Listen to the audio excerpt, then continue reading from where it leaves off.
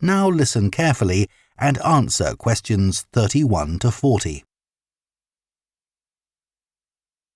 Labyrinths have existed for well over 4,000 years. Labyrinths and labyrinthine symbols have been found in regions as diverse as modern-day Turkey, Ireland, Greece, and India. There are various designs of labyrinth, but what they all have in common is a winding spiral path which leads to a central area.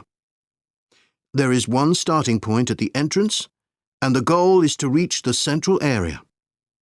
Finding your way through a labyrinth involves many twists and turns, but it's not possible to get lost, as there is only one single path. In modern times, the word labyrinth has taken on a different meaning and is often used as a synonym for a maze. A maze is quite different, as it is a kind of puzzle with an intricate network of paths. Mazes became fashionable in the 15th and 16th centuries in Europe and can still be found in the gardens of great houses and palaces. The paths are usually surrounded by thick, high hedges so that it's not possible to see over them. Entering a maze usually involves getting lost a few times before using logic to work out the pattern and find your way to the centre and then out again. There are lots of dead ends and paths which lead you back to where you started. The word maze is believed to come from a Scandinavian word for a state of confusion. This is where the word amazing comes from. Labyrinths, on the other hand, have a very different function. Although people now often refer to things they find complicated as labyrinths, this is not how they were seen in the past. The winding spiral of the labyrinth has been used for centuries as a metaphor for life's journey. It served as a spiritual reminder that there is purpose and meaning to our lives, and helped to give people a sense of direction. Labyrinths are thought to encourage a feeling of calm, and have been used as a meditation and prayer tool in many cultures over many centuries.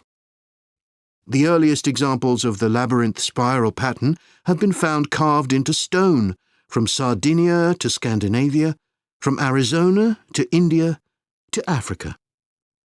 In Europe, these spiral carvings date from the late Bronze Age. The Native American Pima tribe wove baskets with a circular labyrinth design that depicted their own cosmology. In ancient Greece, the labyrinth spiral was used on coins around 4,000 years ago. Labyrinths made of mosaics were commonly found in bathhouses, villas, and tombs throughout the Roman Empire. In northern Europe, there were actual physical labyrinths designed for walking on.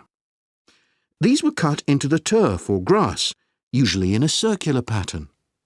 The origin of these walking labyrinths remains unclear, but they were probably used for fertility rites, which may date back thousands of years.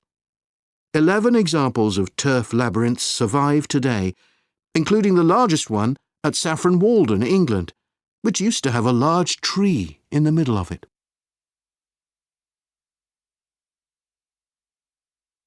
More recently, labyrinths have experienced something of a revival. Some believe that walking a labyrinth promotes healing and mindfulness, and there are those who believe in its emotional and physical benefits, which include slower breathing and a restored sense of balance and perspective. This idea has become so popular that labyrinths have been laid into the floors of spas, wellness centres, and even prisons in recent years. A pamphlet at Colorado Children's Hospital informs patients that walking a labyrinth can often calm people in the midst of a crisis. And apparently, it's not only patients who benefit. Many visitors find walking a labyrinth less stressful than sitting in a corridor or waiting room. Some doctors even walk the labyrinth during their breaks. In some hospitals, patients who can't walk can have a paper finger labyrinth brought to their bed.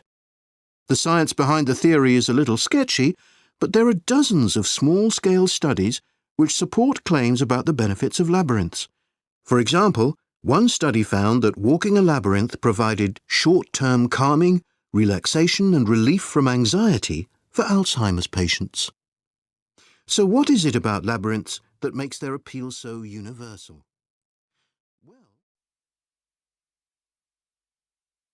That is the end of Part 4. You now have 1 minute to check your answers to Part 4.